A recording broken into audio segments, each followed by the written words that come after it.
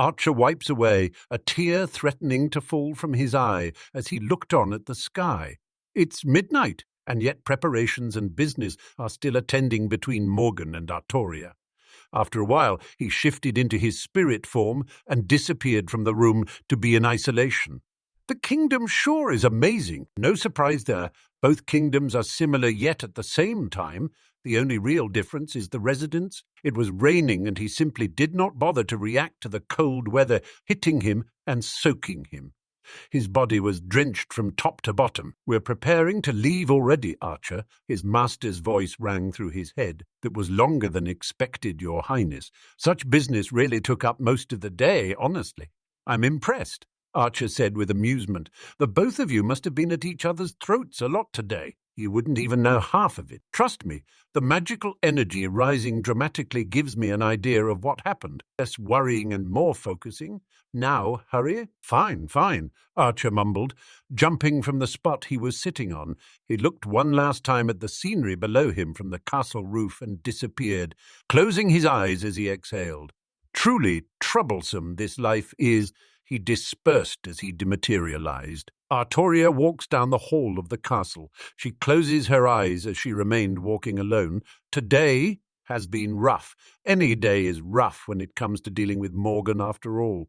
She was frankly fatigued, for now due to how long their discussion took. Her constant bickering and insults add more of a nuisance and annoyance to these meetings. But she smiled, grabbing the paper bag which had many delicious biscuits and bread alike.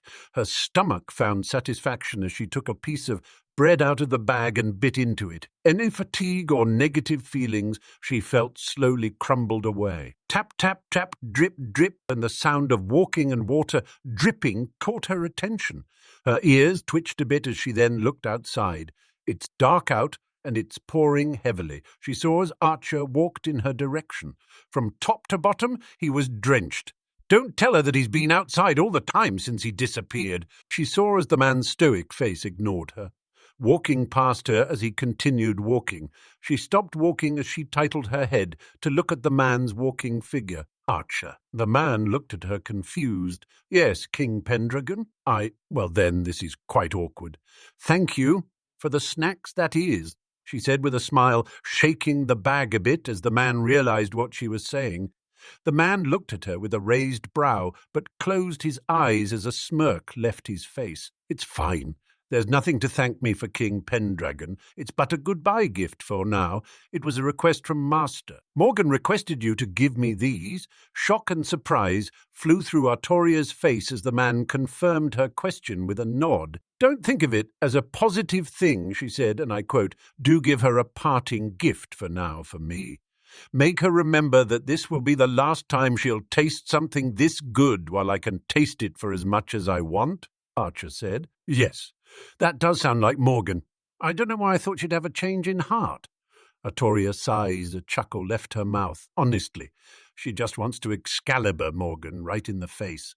"May I ask you why?" The bowman looked at the king in confusion. "Why what?" "As to why you submitted yourself to work for Morgan." Artoria looked Archer right in the eyes. "Surely this has to be the worse for you, a hero who was forced into a contract with someone evil." "Yes, I suppose that's one way to look at it." Archer nodded. "You're asking why I haven't tried fighting back at least or something?" Artoria nodded. "Simple. I don't see a reason to betray her yet." "Yet?" Archer nodded at Artoria. Simply speaking, humanity isn't on the brink of destruction yet.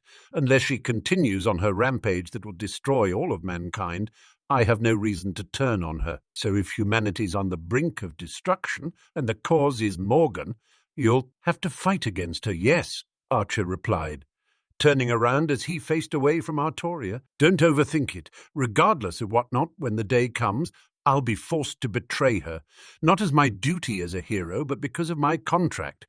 Whether I like it or not, I'll have to face Her Majesty someday. For now, I'll indulge as her familiar. For now, that means you know well you can easily turn against her. For now, she doesn't know whether to be amused or quite taken back by the man's confidence.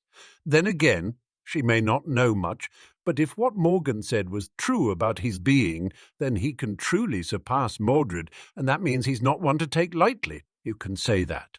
Simply put, I can break our contract whenever I please, Archer said. You jest surely. You're familiar that the reason you exist is that she keeps you chained to this world because of the contract. Breaking it seems almost impossible. That's right, to break the contract is impossible. Trust me. I have my ways, Archer shrugged. If so, how long did you know you can break this contract? Since even before she summoned me, Archer said, walking away. She doesn't know you can break the contract, does she? Artoria whispered to the man. No. I'd wish for this conversation to remain a secret. Archer stopped walking as he slowly fades. I may be a hero and one that sides with mankind, but as a hero of justice I won't betray her. It may look like a betrayal, but simply put, just severing our contract. Why?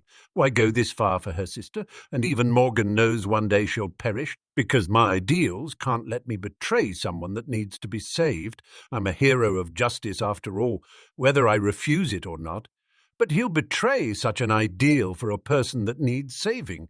If his ideals betrayed him, why can't he betray them back? Artoria widened her eyes. A hero of justice?